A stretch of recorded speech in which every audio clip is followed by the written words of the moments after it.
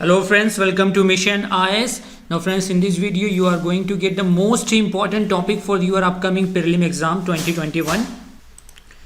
So first topic is the limitation on sovereignty of Indian Parliament. Like कि UPSC में आज the question, UPSC आपसे question कर सकता है कि what are the limitation of the severity of Indian parliament. तो आपका कीवर्ड्स क्या है इस क्वेश्चन में? सेवेरिटी, यानी कि हमारी जो इंडियन पार्लियामेंट की आज़ादी पे लिमिटेशन, पाबंदियाँ क्या है, कि उसके निगेटिव इफेक्ट्स क्या है। तो fundamental rights, judicial review, federalism, written constitution है, यानी फंडामेंटल राइट के जरिए कि हर एक व्यक्ति अपना फंडामेंटल राइट की बात करके जो गवर्निंग सिस्टम है उसको कमज़ोर कर सकता है, इंडियन पार्लियामेंट के लॉज को कमज़ोर कर सकता है, सुप्रीम कोर्ट में याचिका दाखिल कर सकता है इंडियन लॉ के खिलाफ। लाइक आपने देखा होगा पिछले साल जैसे citizenship amendment act, CAA act last year, इसके खिलाफ बहुत दिल्ली में बहुत सारी जगहों पे, दिल्ली में नहीं बल्कि पूरे इंडिया में बहुत सारी जगहों पे प्रोटेस्ट हो रहा था। जुडिशियल रिव्यू के ज़रिए कि कोई भी गवर्नमेंट के ज़रिए बनाए हुए लॉ पर याचिका डाल सकता है, तो सुप्रीम कोर्ट उस पर जुडिशियल रिव्यू करेगी, मतलब सुप्रीम कोर्ट के जज उसको दोबारा देखेंगे अगर वो कॉन्स्टिट्यूशन या कॉन्स्टिट्यूशन के एक्ट के खिलाफ रहेगा, आज़ादी के खिलाफ।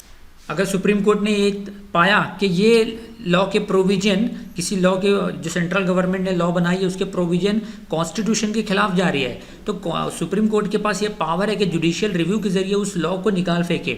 Like national judicial appointment commission को ख़त्म कर दिया, ये गवर्नमेंट ने ये लॉ बना दिया था, मोदी गवर्नमेंट ने। इस तरीके से आधार को मैंडेटरी गवर्नमेंट ने पास करवाया था, तो उसको भी निकाल फेंका।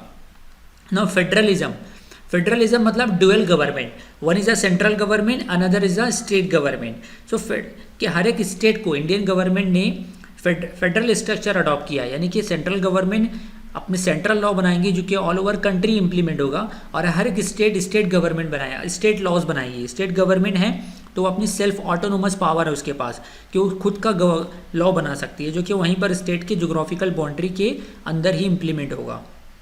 तो ये एक लिमिटेशन ऑफ इंडियन पार्लियामेंट है कि पार्लियामेंट ने वो लॉ नहीं बनाया। सपोज कई राज्यों में शराब पे पाबंदी है, बैन ऑन लीकर है, कई राज्यों में काउ स्लॉटर है, राइट।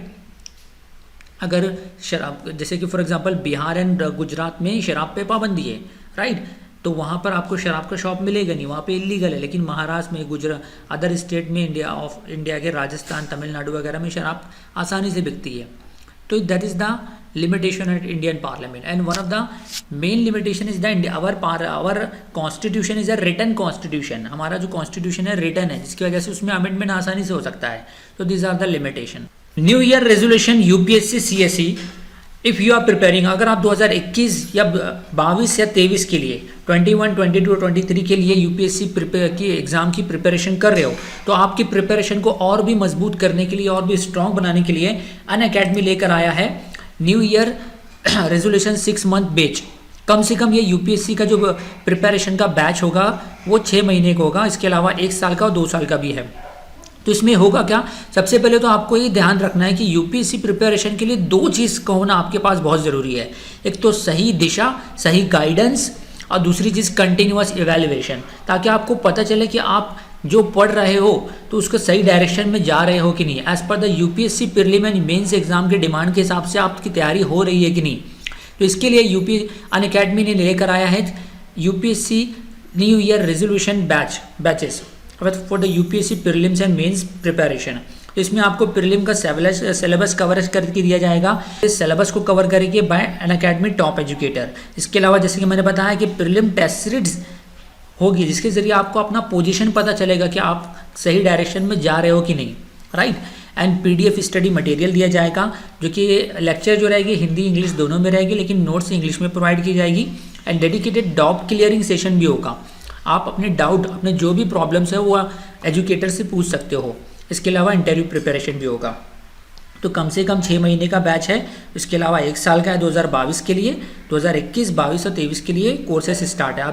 आपका टारगेट जो भी है उसमें आप उसके हिसाब से आप पार्टिसिपेट कर सकते हो। ये 4 जनवरी से स्टार्ट होने वाला है। So these are the well known educators of the Unacademy. ये इंडिया के टॉप एजुकेटर्स हैं यूपीएससी प्रिपरेशन के लिए, राइट। तो आप देख सकते हो कि UPSC civil service exam plus optional combo, जो आइकॉनिक क्लास होगा उसमें आपका सेल्फ पर्सनल कोच होगा, राइट, जिसको आप कभी भी कांटेक्ट कर सकते हो। सो बिना देर किए हुए डिस्क्रिप्शन में एक लिंक दी हुई है, उस लिंक पे क्लिक करके आप अनअकैडमी लर्निंग ऐप डाउनलोड कीजिए, अपना goal UPSC civil service exam set कीजिए और ये कोड को डालना ना भूले। इस कोड के डालते ही आपको 10% का इंस्टेंट डिस्काउंट मिलेगा। ये कोड है MIYT10 MIYT10, right. Next important topic है नेशनल फाइनेंशियल रिपोर्टिंग अथॉरिटी।